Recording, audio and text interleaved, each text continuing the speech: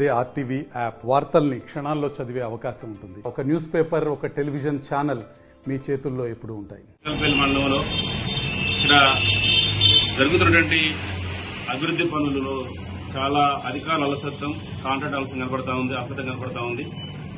నిన్న కురిసినటువంటి వర్షానికి ములకలపల్లి నుంచి రింగేడుపల్లి వయా బోరంగంపాడు భద్రాచలం మేర నుండి ఈ బ్రిడ్జి నిర్మాణంలో గత 4 నెలల నుంచి కాంట్రాక్టర్ అలసత్వం వల్ల, అధికారుల నిర్లక్ష్యం వల్ల ఇవాళ వాళ్ళు పోసినటువంటి అప్రోచ్ బ్రిడ్జి మొత్తం ఒక గాలివాని కొట్టకపోవడం జరిగింది.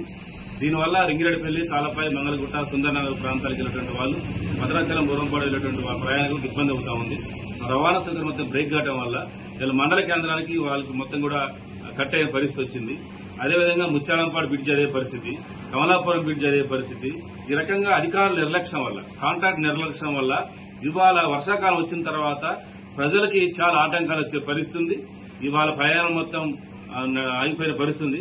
కానీ తక్షణమే కలెక్టర్ గారు జోక్యం చేసుకుని దీని విచారణ జరిపించి ఎవరైతే అలసట ప్రదర్శించినటువంటి కాంట్రాక్టులపై, అధికారులపై చర్య తీసుకోవాలని చెప్పేసి ఈ రోజు మేము కోరుతా ఉన్నాం.